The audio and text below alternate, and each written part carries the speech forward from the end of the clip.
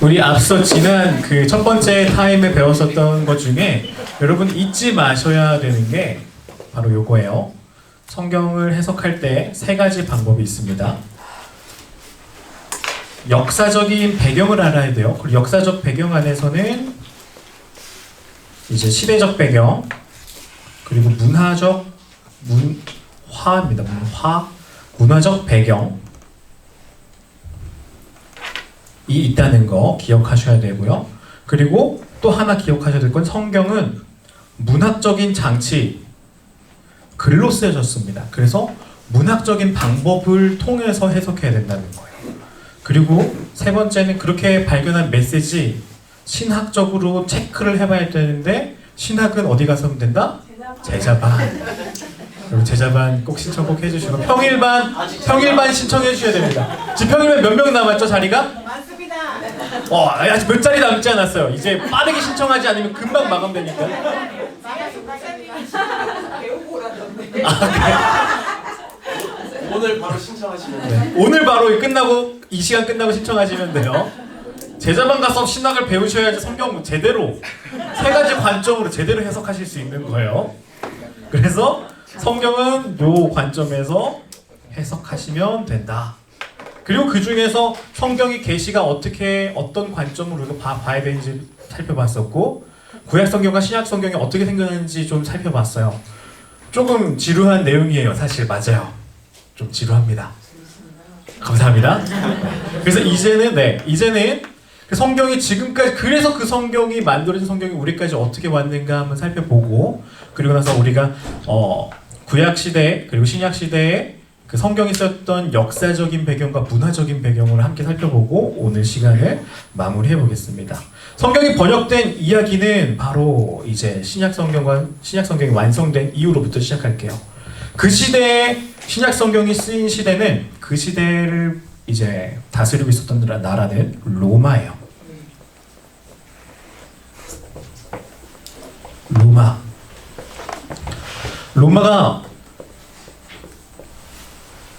로마가 처음에 쓰여졌을 때 이제 그리스어,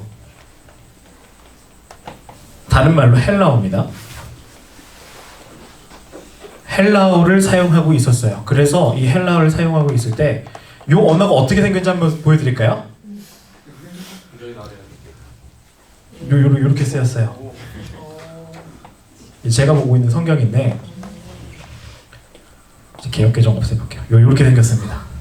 이게 헬라어거든요. 요런 식으로 쓰여 있어요. 뭐 말인지 모르겠어요, 저도. 그래서 요 어플은 이렇게 딱 누르면 다 해석해 줍니다. 다 해석해줘요. 제 영업 비밀인데 그쪽에서 이렇게 해석해 줍니다. 여러분 나중에 이 어플 활용하시기 바랍니다. 근데 어쨌든 그리스어로 써 있어요. 근데 시대가 바뀝니다. 뭐냐면 처음에 쓰였던 그리스어 헬라어가 안 쓰이기 시작되는 거예요. 그 시대 사람들은 이제 그리스어에서 라틴어를 쓰기 시작했습니다. 그 성경도 그리스어로 써 있죠. 그리스어. 사람들 그리스어로 쓰다가 이제 라틴어를 쓰기 시작했어요. 그래서 성경 역시 따라서 라틴어로 쓰게 됩니다. 이게 이제 제롬이라는 사람이 쓴 성경인데 불가타 성경이라고 합니다. 왜 이렇게 쓰였냐면은 바로 이런 거예요. 그 제롬이라는 사람이 이렇게 봤더니 신학자거든요. 사람들은 라틴어를 쓰고 있어요. 그리고 헬라어, 그리스어를 잘 몰라요. 히브리어도 몰라요. 그러다 보니까 하나님의 말씀인 성경을 모르는 거예요. 그래서 이 사람이 한 가지 마음을 먹는데 이 사람들이 사용하고 있는 언어로 성경을 좀 쉽게 써야겠다. 하찮은 언어로 써야겠다. 그 당시 라틴어는 하찮은 언어였어요. 서민들이 쓰는 언어. 하찮은 언어로 라틴어로 번역을 합니다. 그게 바로 불가타 성경이에요. 근데 이제 그래서 사람들이 라틴어 성경을 보기 시작했어요. 이제 많은 사람들이 성경 보기 시작했죠. 근데 문제가 생깁니다. 그게 뭐냐면 라틴어도 사장되기 시작하는 거예요. 사람들이 라틴어 더 이상 쓰지 않아요. 뭐 그 당시 이제 있었던 고대 영어라든지 뭐 독일어 혹은 여러 가지 유럽의 언어들로 쓰게 되는 거죠. 이제 지방 언어들.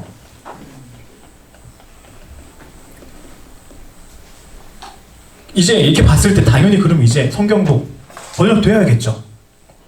근데 이 당시를 지배하고 있었던 중세교회에서 성경을 지방 언어로 바꾸는 걸 반대해요. 라틴어는 아주 거룩한 언어다. 라틴어는 아주 확실한 언어다. 우리는 이 거룩한 언어로 쓰여진 거룩한 하나님의 말씀을 감히 사람들이 쓰고 있는 언어로 바꿀 수 없다. 번역할 수 없다. 반대를 해요. 그래서 성경은 라틴어로 계속 있으면서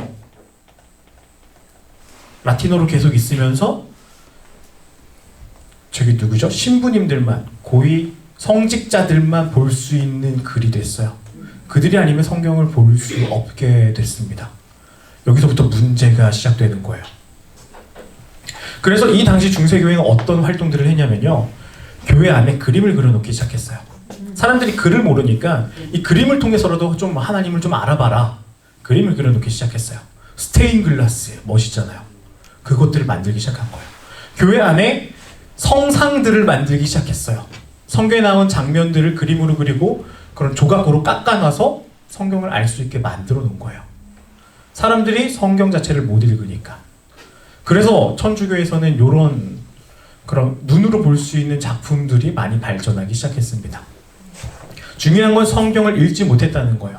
그런데 이 안에 성경을 읽지 못하는 요 안에 몇몇 신학자들이 반발하고 나서요.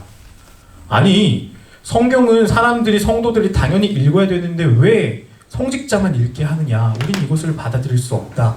라고 성경을 번역하기 시작해요. 1200년대 이거 너무 많이 넘어갔네. 1200년대 왈도라는 사람이 있었거든요.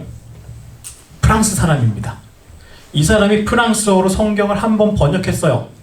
그리고 사람들에게 성경을 보급하고 성경을 잘 이제 믿을 수 있도록 열심히 살 수 있도록 아주 탁월하게 살아갔어요. 그런데 중세 교회에서는 거룩한 언어를 프랑스어로 바꿨잖아요. 번역했잖아요. 너 이단 죽였습니다. 그리고 1300년대 저기 누구죠? 위클리프라는 사람이 영어로 성경을 번역했어요. 영어를 쓰는 사람들도 성경 봐야 되니까요. 근데 중세교회가 한 번 더 나섭니다. 너 이단. 위클리프가 죽고 나서 그는 이단으로 정죄됐어요. 그래서 무덤에 있는 위클리프의 시신을 꺼내가지고 태워가지고 부관참시를 해버렸습니다. 너 이단이라고 정죄하고. 그리고 그가 썼던 모든 영어 성경을 다 태워버렸어요. 그리고 나서 1400년대 들어서 틴데일이라고 하는 사람이 성경을 영어로 번역했어요. 근데 이게 진짜 기가 막힌 게 이 틴데일 성경이 영어사에서 굉장히 중요한 역할을 했대요. 영어를 발전시키는데 우리가 가장 영어 문학가로 굉장히 유명한 셰익스피어 있죠. 셰익스피어도 이 틴데일이 쓴 이 성경을 보면서 영어를 굉장히 배웠다고 합니다. 그 정도로 굉장히 탁월한 작품이었대요.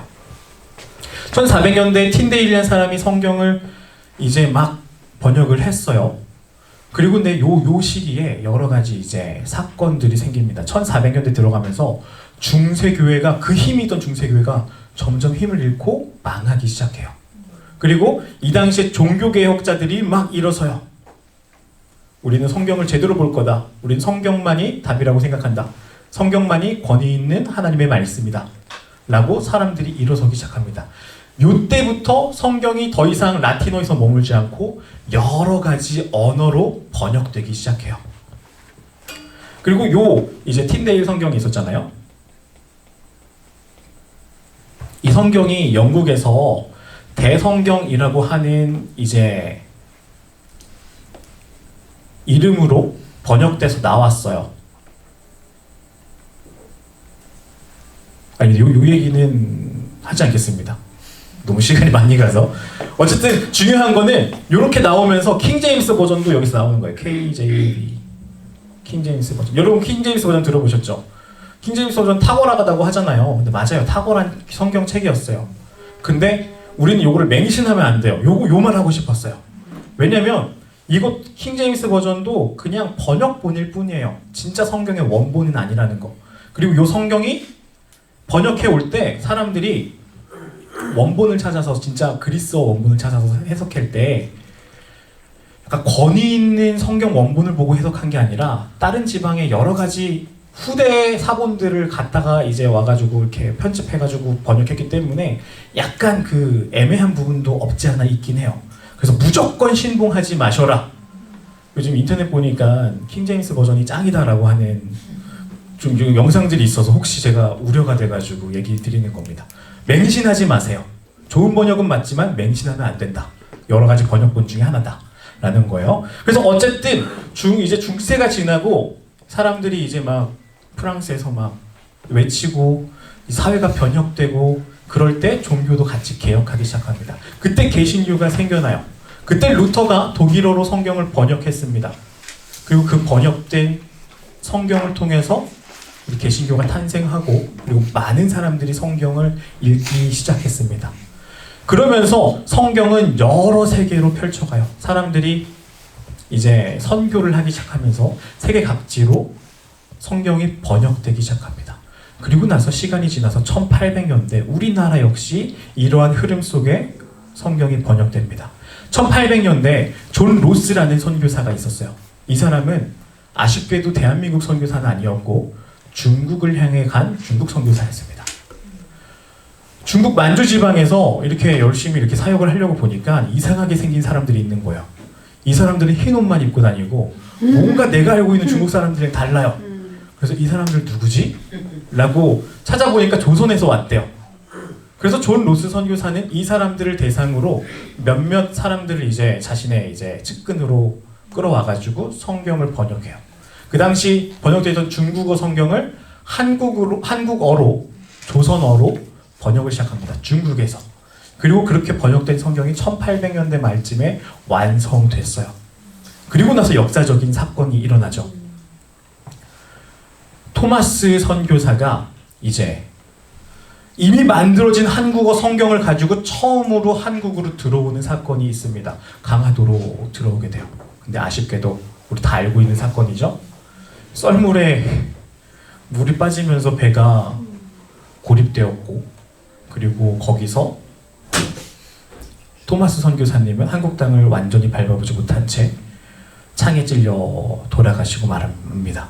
근데 감사한 거는 그때 토마스 선교사님이 갖고 오셨던 이 성경책이 그 자신을 죽이고 있었던 사람들에게 전해졌다는 거고 그렇게 전해진 성경이 이제 그 당시 강화도에 있는 장대현 교회가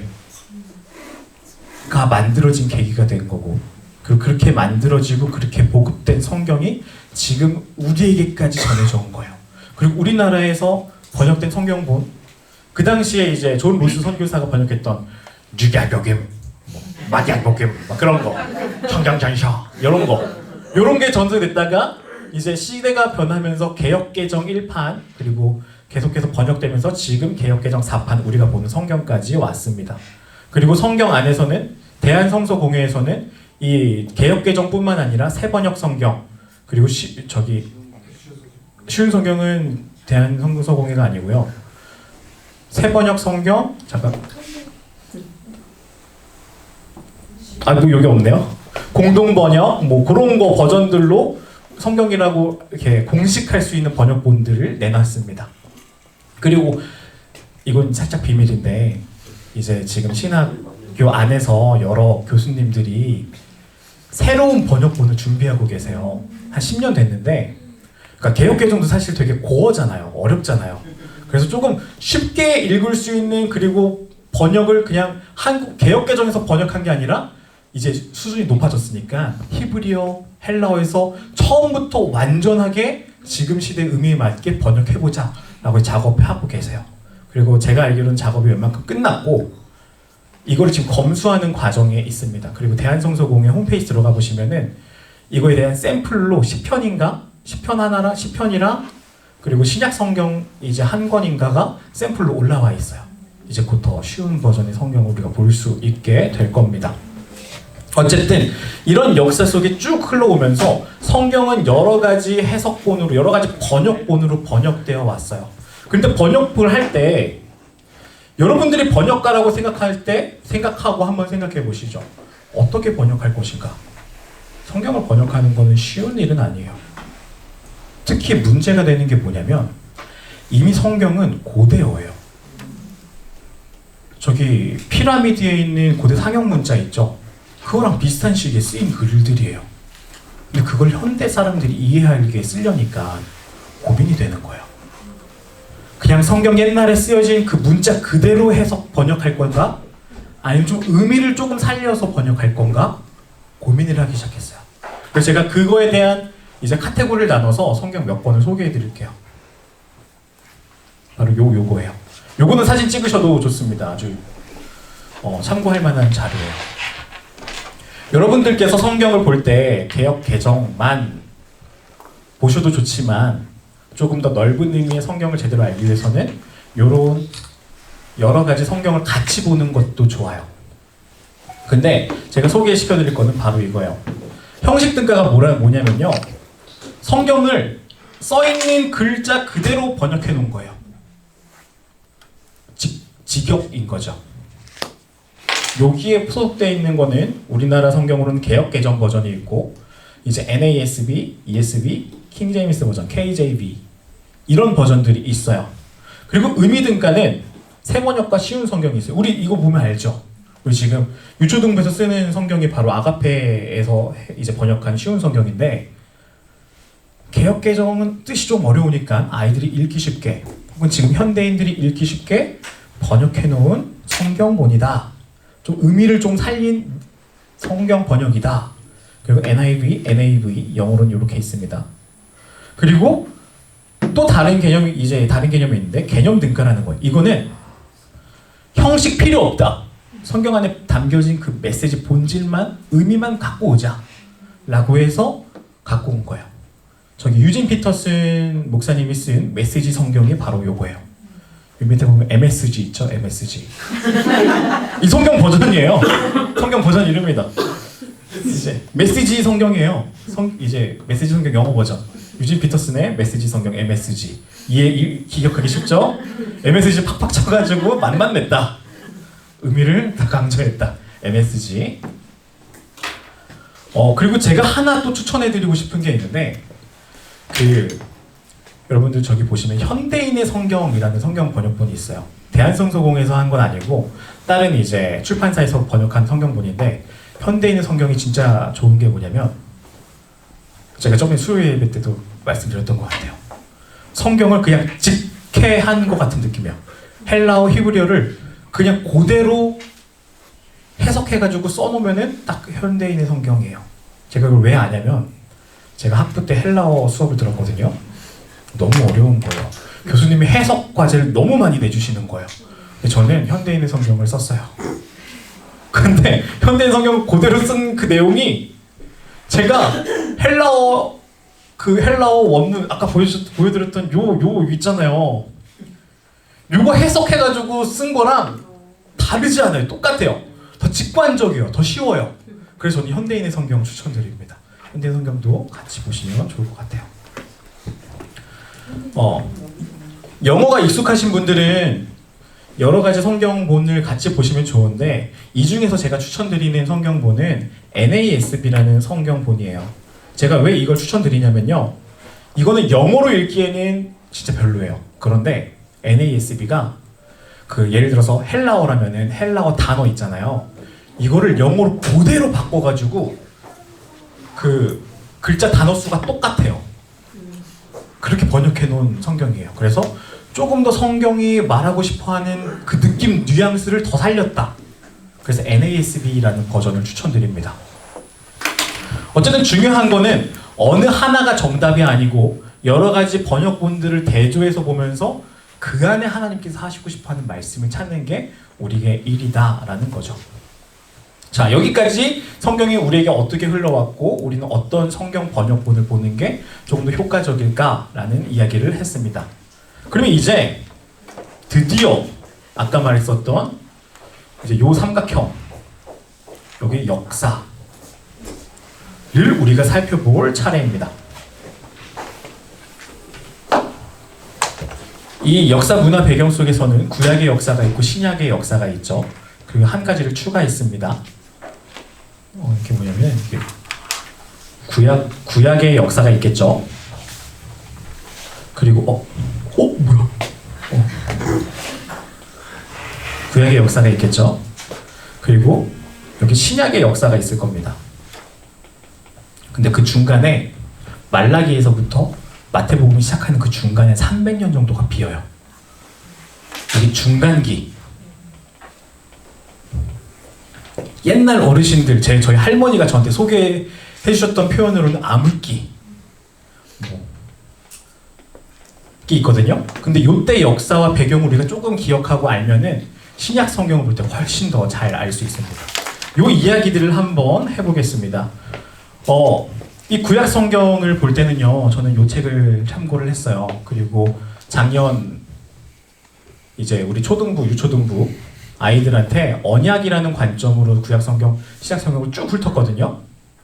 이제 그거를 요약해 놓은 책입니다. 제가 배울 때는 진짜 한 900페이지 정도짜리 책으로 배웠어요. 근데 그 교수님이 치사하게 그 수업이 끝나고 나서 본인 말로 바꾸셔서 요약해가지고 책을 내셨더라고요.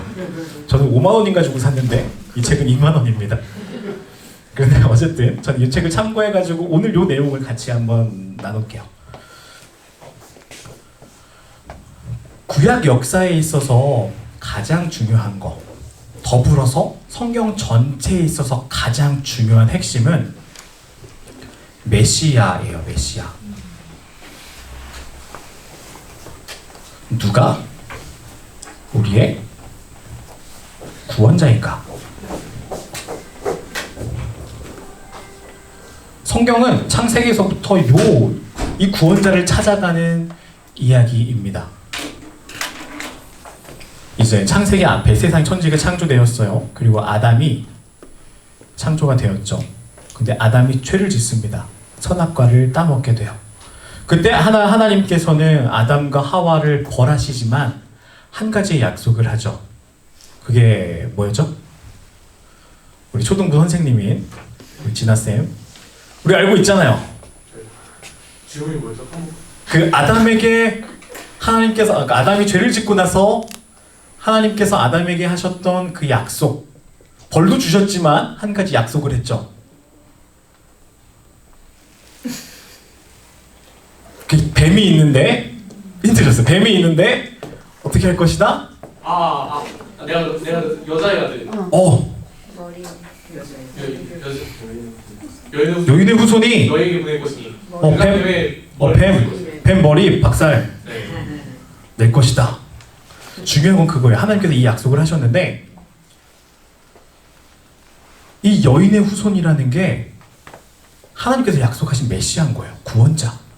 인간의 죄를 해결해 주실 분. 성경은 이 사람이 누군지를 향해 찾아가는 내용이에요. 족장시대 하면 성경에 이제 쭉 보겠습니다. 앞에 막 창조했고 노아 사건 나왔고 뭐 나왔어요. 근데 하나님께서 갑자기 뜬금없이 하란이라는 곳에서 저기 어디죠? 저기 동쪽에서 잘 살고 있는 아브라함이라는 사람한테 찾아와가지고 뜬금없이 말합니다. 야, 너 내가 말하는 곳으로 가. 너 본토 아비 집을 떠나. 뭐 어제 그 얘기하잖아요. 하나님께서 약속하신 곳으로 가라고. 그래서 그 말을 들은 아브라함은 참 신기하게도 자신에게 찾아왔던 그 신의 이야기를 듣고 떠나갑니다. 사실 이스라엘이라는 민족의 이야기, 성경의 이야기는 여기서부터 시작해요. 그래서 아브라함이 하나님의 말씀을 듣고 본토 아비집을 떠나서 하나님께 약속하신 곳으로 떠나갑니다. 그리고 떠나가면서 이제 한 가지 약속을 하셨죠. 그게 뭐냐면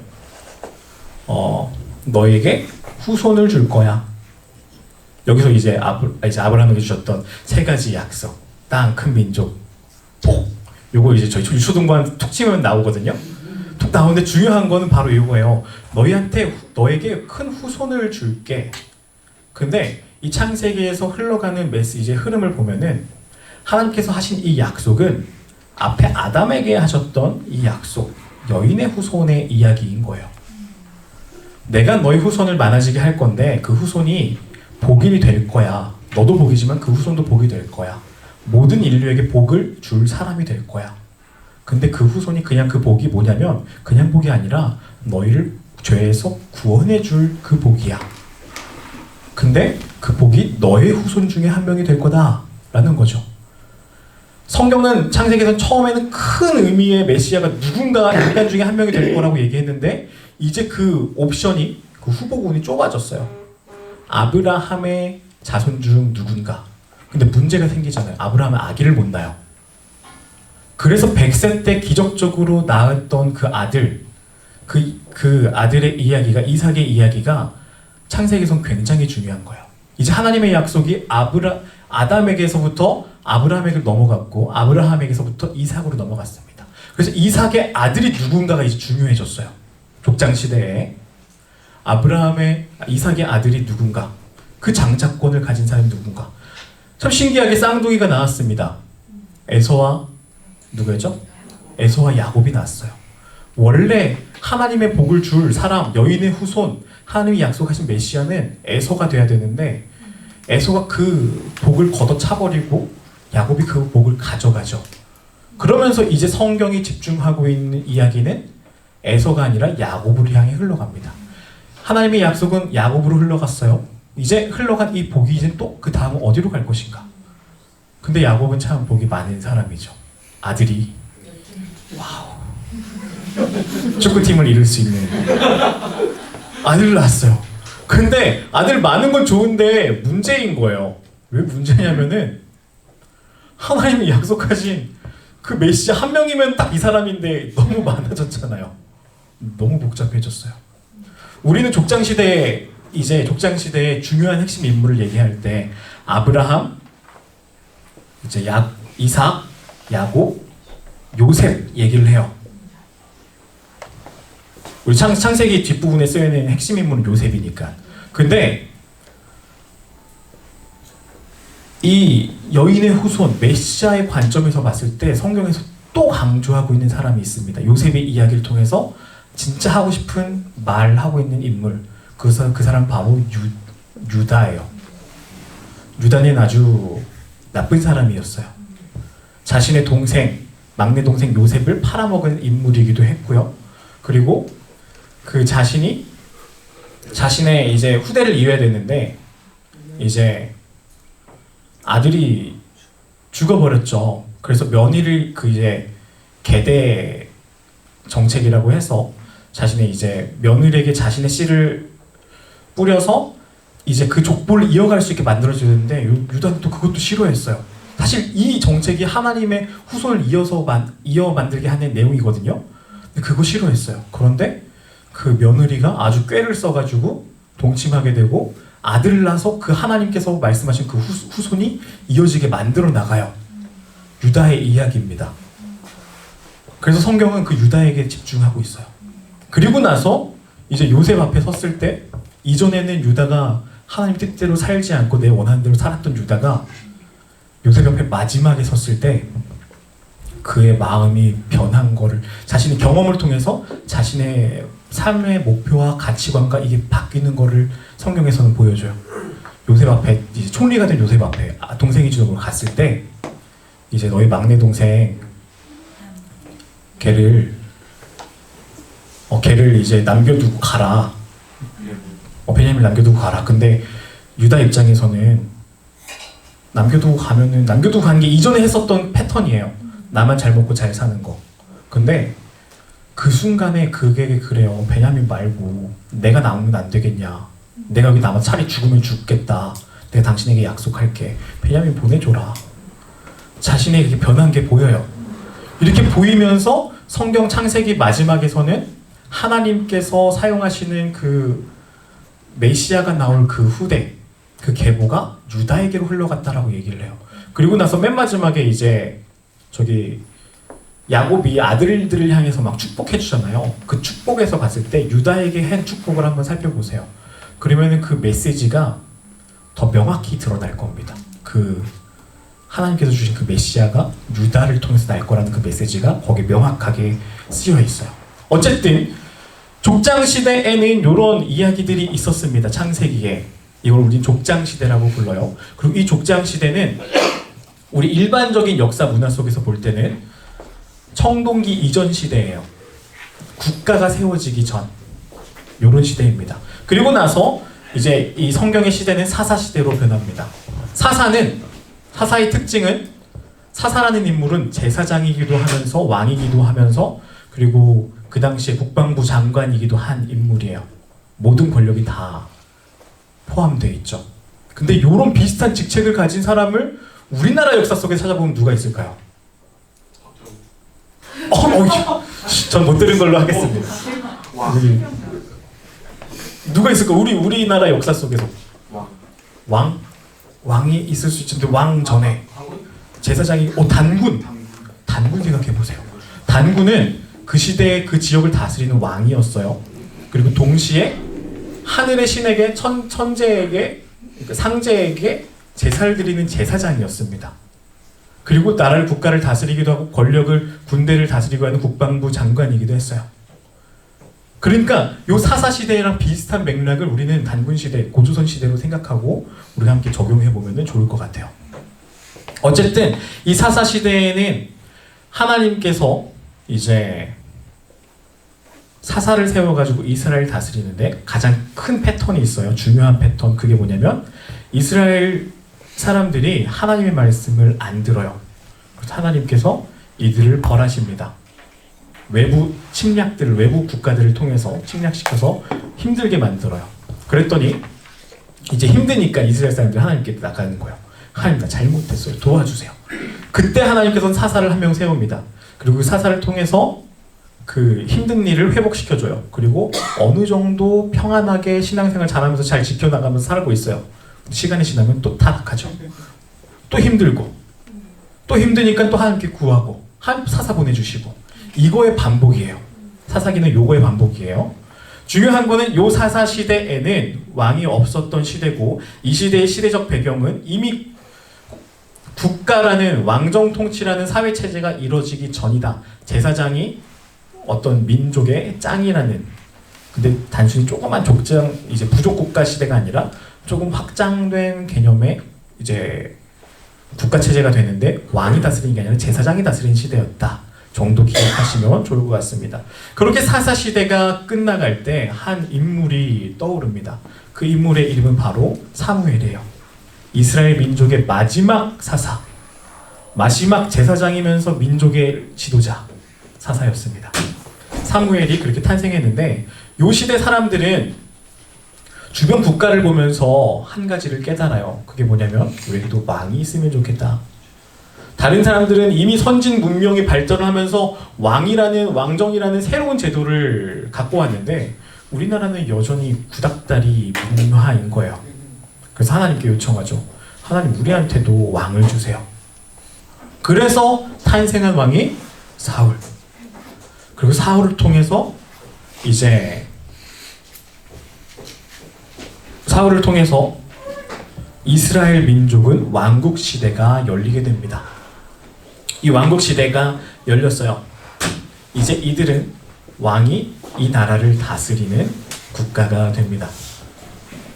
왕국 시대에서 여러분들 기억하실 거는 바로 다윗이에요. 하나님께서 다윗에게 와서 약속을 하십니다. 아까 얘기했었던 이야기 있잖아요. 요 여인의 후손이 누구인가? 이 다윗을 통해서 이제 시작하는 겁니다. 다윗이 하나님께 요청해요. 하나님, 제가 딱 보니까 제가 살고 있는 왕궁은 진짜 크고 좋은데 하나님께서 계신 곳은 여전히 천막 둘러치고 있으니까 너무 보기 안 좋아요. 제가 하나님을 위해서 성전을 만들어 드릴게요.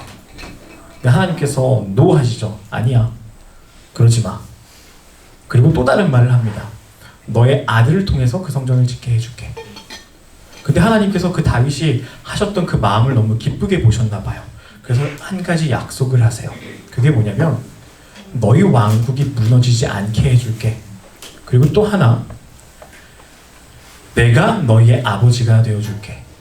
하나님은 약속하세요. 너희의 아들이 나의 아들이 되게 해줄게. 이제 이 약속을 통해서 우리가 알 수 있는 건 바로 이거예요.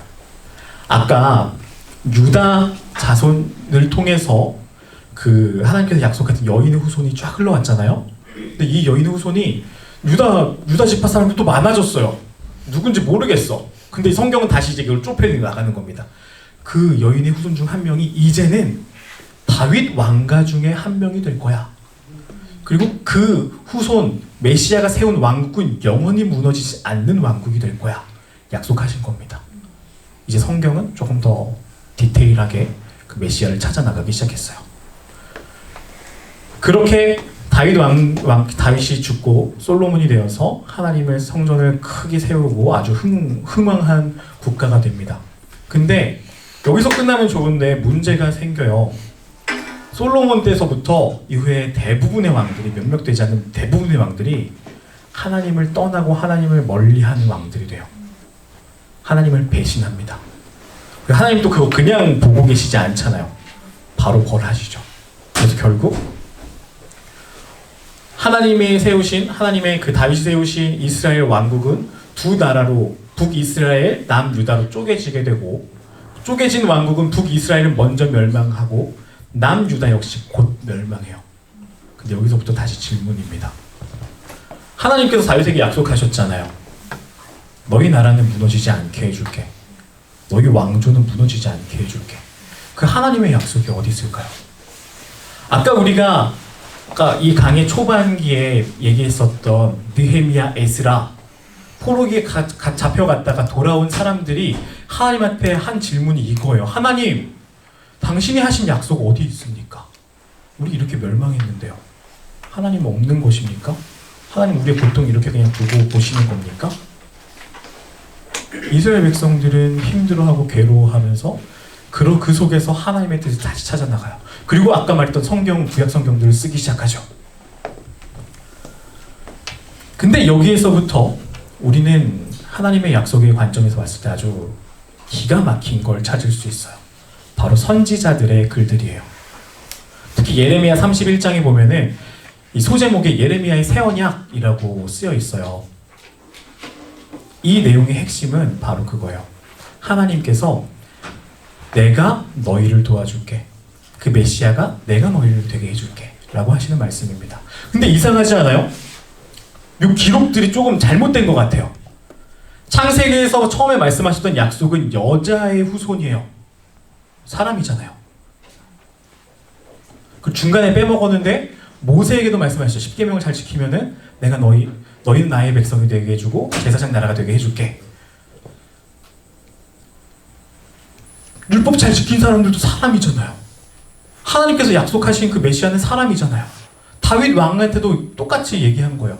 너희 왕족 중에 한 사람이 메시아가 되게 해줄게. 사람이잖아요. 근데 하나님의 말씀이 바뀌었어요. 국가가 멸망하고 나서 선지자들 통해서 선포된 말씀은 내가 직접 너희를 도와줄게. 사람이 하는 게 아니라 내가 도와줄게. 너희들 못하니까 내가 도와줄게. 하나님의 말씀이 바뀌었습니다. 메시아가 처음엔 사람이었는데 하나님으로 바뀐 거예요. 이러고 나서 구약 성경이 끝나요. 그리고 나서 300년의 기간 뒤에 바로 그 약속의 결정체, 끝판왕, 하나님의 그 약속의 최종판, 결실이 나타나시는 거죠. 그분은 바로 예수님. 그분은 동정녀 마리아의 몸에 태어나서 마리아의 몸을 통해서 잉태되어서 100% 사람이시면서, 그리고 예수님 그분 자체가 100%인 하나님이신 분. 그래서 성경은 구약에서부터 처음 마지막까지 이 예수님을 향해 바라보고 있었고, 창세기에서부터 예수님을 바라보고 있었고, 예수님을 소개시켜주고 싶었고, 그 메시아가 예수님이라는 걸 얘기해주고 있는 거예요. 그리고 나서 신약 성경 뒤의 이야기는 이 메시아 예수님이 우리에게 무엇을 하셨고 우리는 이분을 믿을 때 어떤 결과를 나타내는지 가르쳐주고 있어요. 그리고 이걸 믿는 사람들의 이야기, 사도행전, 사도들의 이야기, 그리고 그 말씀을 믿고 살아가는 사람들의 이야기, 바울이 편지를 통해서 쓴 여러 교회의 모습들, 너희는 예수님 믿을 때 이렇게 살아야 돼. 너희는 예수님을 이렇게 믿어야 돼. 소개해주는 글이 성경인 거예요. 이게 쭉 이야기가 쭉 훑어가는 겁니다. 성경이 이제 뭔가 좀 하나의 메시지로 좀 이어지죠? 이거를 조금 디테일하게 알고 싶으시다. 그러면은 이 책을 구입하셔서 한번 읽어보시면 좋습니다. 자, 성경은 이렇게 구약의 역사와 무한에는 이런 식으로 이어져 있어요. 중요한 거는 이 시대 역시 그냥 뚝 떨어진 그냥 어떤 판타지 소설의 어떤 그런 상상의 배경이 아니라 실제 역사 시대 속에서 있었던 배경이고 특정한 장소에서 있었던 일들이라는 겁니다.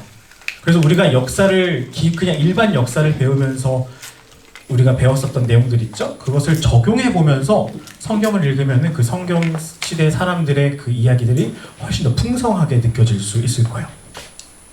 자, 그리고 중간기 있는데 여기를 한번 볼게요.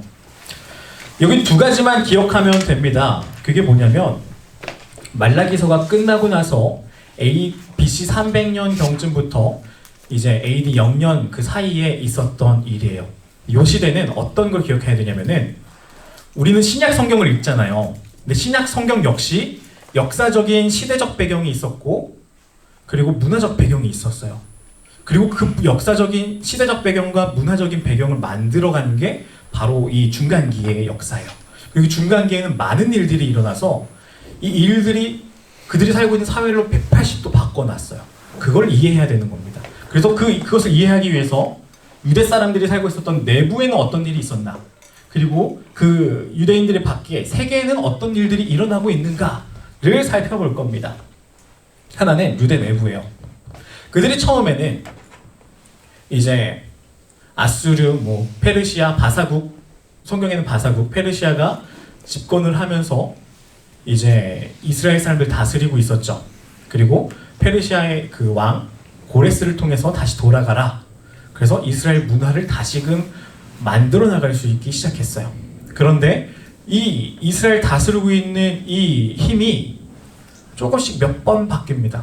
처음에는 이제 이집트로 바뀌고요. 그때 이제 프톨레미코스 3세인가?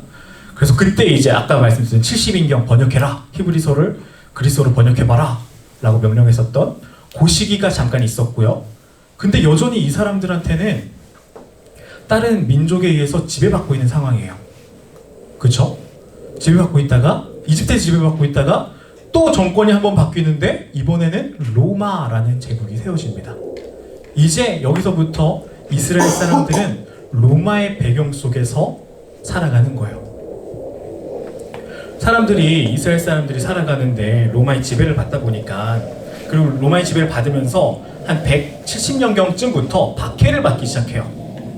살기 힘드니까, 팍팍하니까 이 사람들이 뭔가 저항해야겠다, 반발해야겠다 라는 사람들이 생깁니다. 그 사람들을 우리는 하시딤이라고 불러요.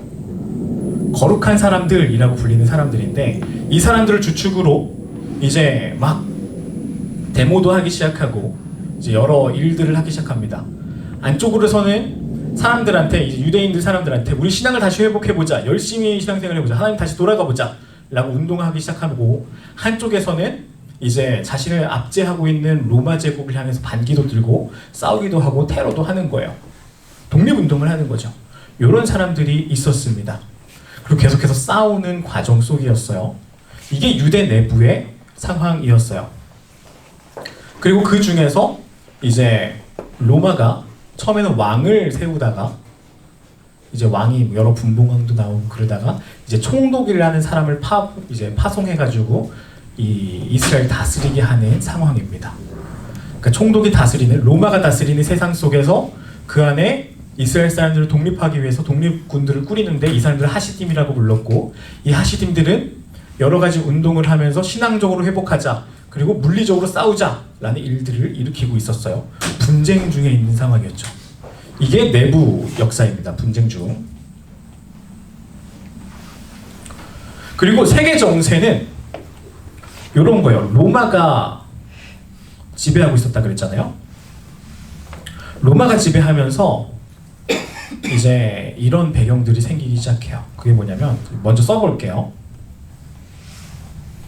팍스 로마나, 그리고 이제 언어 통일, 그리고 길 연결. 이 일이 이 중간기 요 시대에 일어납니다. 팍스 로마나는 평화예요, 평화. 지금 미국이 힘이 세잖아요. 이제 소련과의 대결에서 승리하면서 힘이 엄청 세졌잖아요. 그래서 그 이후로 미국이 전 세계의 이제 경찰을 자처하고 나서서 평화를 유지하고 있잖아요. 근데 이 시대의 로마가 그런 나라였습니다. 오히려 지금의 미국보다 훨씬 더 힘이 강했던 나라예요.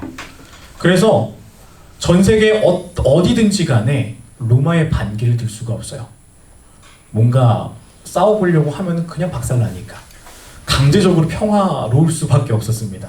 그래서 사람들은 이 시대에 어디나 갈 수 있었어요.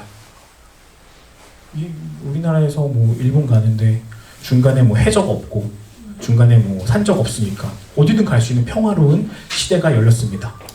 그리고 두 번째는 언어 통일인데 헬라어예요. 그리스어기도 한데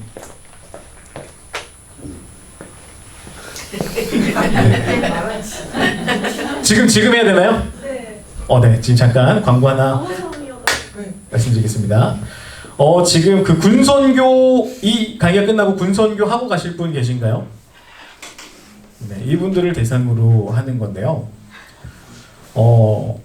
군선교 하려면 또 저희가 식사를 해야 되니까 저희가 이제 짜장과 짬뽕, 볶음밥이 준비되어 있습니다. 이 세 가지 중에 한 가지를 선택하셔서 손 들어주시면은 짜장면? 네, 두 분. 다시. 저 5초의 시간을 드릴게요. 한번 생각해 보세요. 짜장, 짬뽕, 볶음밥. 5, 4, 3, 2. 자, 이제 마음이 결정하셨습니다. 이제 낙장 불입이에요. 짜장! 네 분, 5분. 짬뽕! 진영 씨 짬뽕도 먹어요? 죄송해요. 짬뽕 하나, 짬뽕 둘, 볶음밥 하나, 둘, 셋, 넷, 5, 볶음밥 6, 저도요. 네.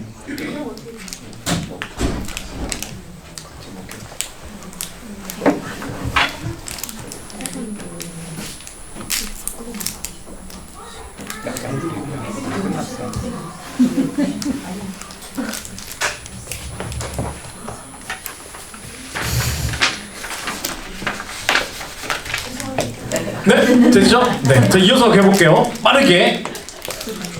그 당시에 로마가 전 세계를 지배하고 있으니까 지배를 확실하게 하려고 언어를 다 한 가지로 통일했어요. 바로 헬라어. 근데 이게 중요한 이유가 뭐냐면 우리가 쓰인 성경이 헬라어로 신약 성경 헬라어로 쓰였잖아요. 만약 히브리서로 썼으면은 이 성경은 유대 사람들만 봤을 거예요. 히브리인들만 봤을 거예요. 그런데 헬라어로 작성됐기 때문에 여러 나라를 가서도 똑같이 통용될 수 있었던 거예요. 고린도 도시에 있는 사람들도 헬라어를 썼기 때문에 헬라어로 쓰여진 성경을 읽고 이게 하나님의 말씀이구나, 하나님 뜻이구나 알 수 있었던 거예요. 언어가 통일됐다는 거. 이거 그거고요. 그리고 마지막 하나는 길이 연결됐다는 거. 우리 이 명언이 있죠. 모든 길은 어디로 통한다? 로마로 통한다. 바로 여기서 나타난 거거든요. 로마가 여러 나라를 점령하면서 한 가지 한계 있는데 군대를 빠르게 보내려고 점령하면서 길을 다 뚫어놨어요. 그래서 로마에서 출발하면 어디든 갈 수 있게 되었습니다.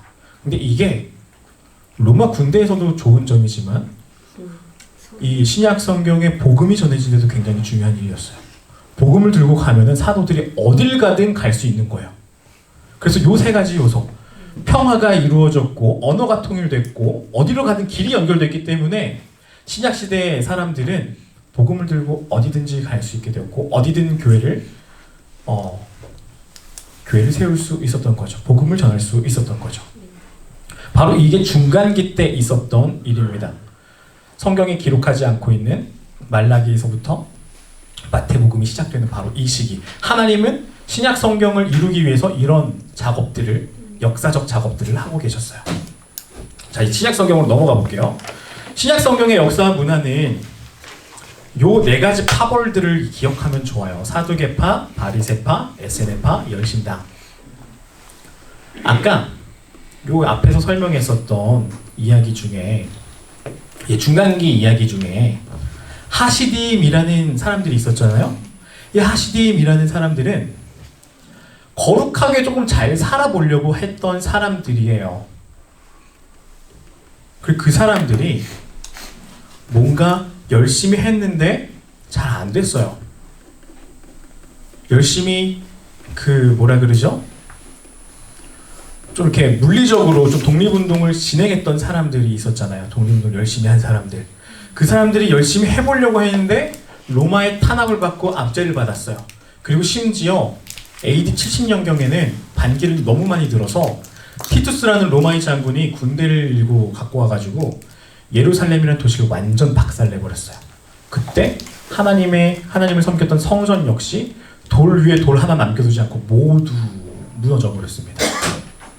바로 그것을 주도했던 사람들이 하시딤이었던 거죠. 그리고 그 하시딤 중에 한 분파가 바로 열심당이라는 거예요. 성경에는 열심당의 대원들이 있어요. 항상 칼 차고 다니는 사람들. 그리고 대표적으로 그렇게 볼 수 있는 사람이 예수님과 함께 재판을 당할 때 같이 재판을 당했는데 풀어준 사람 바나바가 있었죠. 이 사람은 단순히 그냥 살인 강도라고 표현되는데 그냥 죄인 나쁜 놈이 아니라 이 시대에 독립운동을 했던 사람들이에요. 그들의 이스라엘 사람을 좀 잘 먹고 잘 살게 해보려고 우리 좀 독립을 얻으려고 싸웠던 사람들인 거예요. 그래서 그들이 정치적으로 이제 막 으쌰으쌰 하니까 그들 죄인이라고 표현하고 성경에서는 강도라고 표현했어요. 그런데 이 사람들의 또 다른 모습은 좋은 말로 표현하면 독립운동가였다. 다만 그 방법이 굉장히 과격한 방법으로 열심히 하던 사람들이었다. 이런 사람을 열심당이라고 볼 수 있고요. 그리고 아까 말했던 그 하시딤 중에 정치적으로 이렇게 빠져나와서 열심히 한 사람이 있고, 근데 반대로 우리 그런 물리적인 방법 말고 좀 우리 신앙적으로 좀 제대로 잘 살아보자, 하나님의 말씀을 제대로 잘 배워보자 라고 하면서 나왔던 사람들이 있어요. 그 사람들이 바로 바리새파예요. 바리새파는 그래서 성경을 굉장히 잘 알고 성경을 굉장히 잘 가르치는 사람들이었습니다. 지금으로 말하면 성직자들은 아니에요. 자신의 직업을 갖고 있는 사람들인데 직업을 가지면서 성경을 많이 연구하고 하나님 앞에서 바르게 살아보려고 했던 사람들입니다. 그리고 그 사람들은 일주일에 한 번 회당에 모여서 하나님의 말씀을 같이 읽고 나눌 때 이렇게 본인이 하나님 앞에서 이렇게 열심히 연구하고 살고 하는 게 많으니까 사람들한테 종교적인 것들을 가르쳐 주기 시작해요. 그래서 사람들은 이 바리새인들을 존경하기 시작합니다. 종교적 리더로서. 그래서 성경 안에서는 바리새인들이 종교 지도자로서 나오는 거예요. 사람들이 존경하는 사람들로 바리새인들이 나오는 겁니다. 근데 너무 율법적이었죠. 그래서 예수님한테는 혼났죠. 이런 바리새파가 있습니다. 그리고 아까 말했던 하시딤 중에 하시딤 써올게요. 하시딤 써놔야겠네요. 하시딤 중에 이 살아보니까 뭐 이것도 안 되고 저것도 안 되고 그냥 안 되겠다 하는 사람들이 있는 거예요. 종교적으로 열심히 살려보려고 하는데 이것도 안 되고 저것도 안 되겠다. 그냥 우리 밖에 나가서 우리끼리 조용히 하나님 묵상하면서 살자. 사막으로 도망쳐 나가는 사람들이 있습니다. 그 사람들이 에세네파예요. 에세네파에서는 이제 사막으로 가가지고 정말 거룩하게 혹은 정말 정결하게 뭐 누리는 거 아무것도 없이 살던 사람들입니다. 성경 안에서는 이런 특징을 갖고 있는 인물로 보자면 세례 요한이 있을 수 있어요. 세례 요한이 이제 소개해 주는 걸 보면은 사막에 가가지고 메뚜기와 석청을 먹으면서 살았잖아요. 그런 모습들인 거죠. 바로 에세네파가 그런 특징을 갖고 있습니다. 그리고 에세네파에서 진짜 할 말이 많아요. 에세네파에서 세례를 처음 시작했어요. 그래서 이런 모습들, 에세네파에서 그 당시에 갖고 있었던 문화적 요소들을 우리 교회에서 많이 차용해가지고 영향을 받기도 했어요. 그런데 이 에세네파는 성경에 드러나지 않는 이유는 워낙 비밀스러웠고 자기네들끼리만 조용히 살았거든요. 그러다가 아까 70년경에 로마 군대가 쳐들어와가지고 다 없앴다 그랬잖아요. 예루살렘을 이렇게 둘러싸가지고 피 말려 죽였는데 피 말려 죽기 전에 사막을 건너올 때 로마 군대가 오다 보니까 유대인들이 몇몇 살고 있는 거예요. 근데 얘네들 봐라? 여기 유대인들이 있네? 누군지 모르고 다 죽였어요.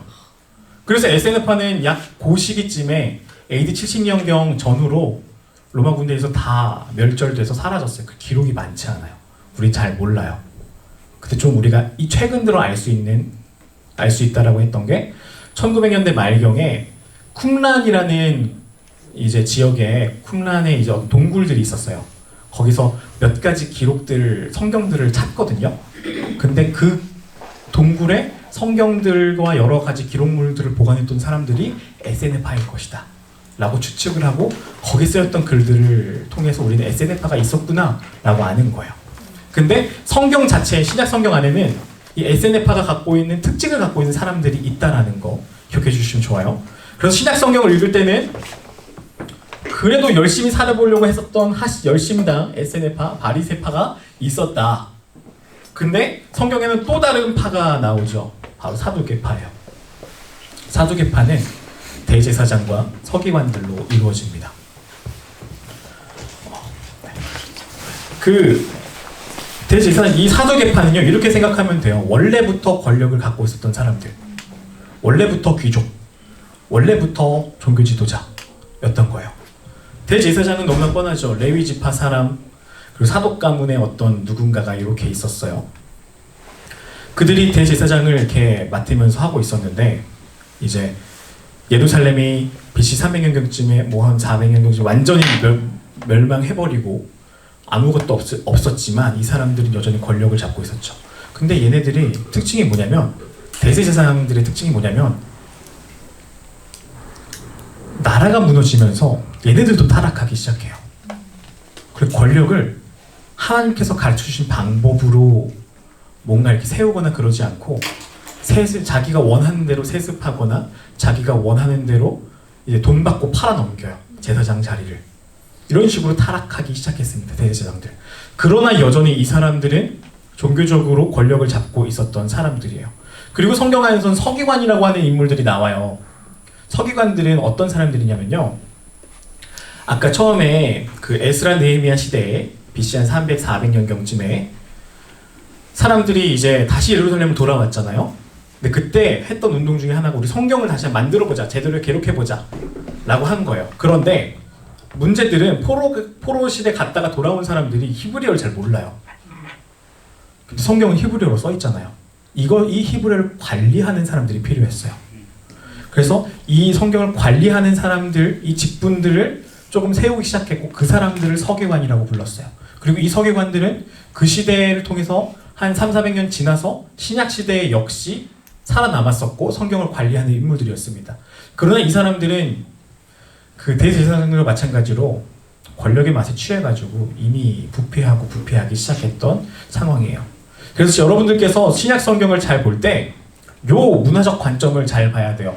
예수님 시대 안에 사두개파, 바리새파, 그리고 열심당 조금 나오고 에스네파 거의 안 나오지만 이런 파벌들이 있었다는 거. 그리고 이들에 소속되어 있지 않는 다른 서민들, 이들에게서 외면당하기도 했었고 혹은 뭐 여러 가지 일들을 이제 힘들어하는 소외된 계층들이 있었다는 거. 그리고 그 각 그룹마다 서로 힘싸움을 하고 있었다는 거. 그래서 때로는 바리새파랑 사두개파랑 서로 싸우잖아요. 부활이 있다 없다 그걸로. 이런 문제가 있었고, 그리고 예수님이 땅 하고 나왔는데 웃긴 게 자기네들끼리 싸우다가 예수님이라는 예수님 따르는 사람이 나오니까 이 사람들이 한 편을 먹어서 예수님을 다 몰아내는 요 서로의 역학관계, 상관관계를 잘 한번 생각해 보시면서 이제 신약 성경을 읽으면 훨씬 더 많은 것들을 볼 수 있고 많은 것들을 배울 수 있을 겁니다. 그리고 여기서 나왔던 요 사람들이 예수님뿐만 아니라 뒤에 있었던 사도들이 활동하는, 바울이 활동하는 그 시대 역시 영향을 끼쳐요. 그렇기 때문에 이런 문화적 배경을 잘 기억하면 좋겠습니다. 일단 제가 준비한 데는 여기까지고요. 그래도 마지막으로 한번 다시 정리를 해볼게요. 우리 성경이 이렇게 있습니다. 삼각형이었죠? 그리고 삼각형 중에서 해석하기에 가장 이제 세 가지 요소는 성격하기 중요한 해석하기 중요한 세 가지 요소는 뭐라고 했죠?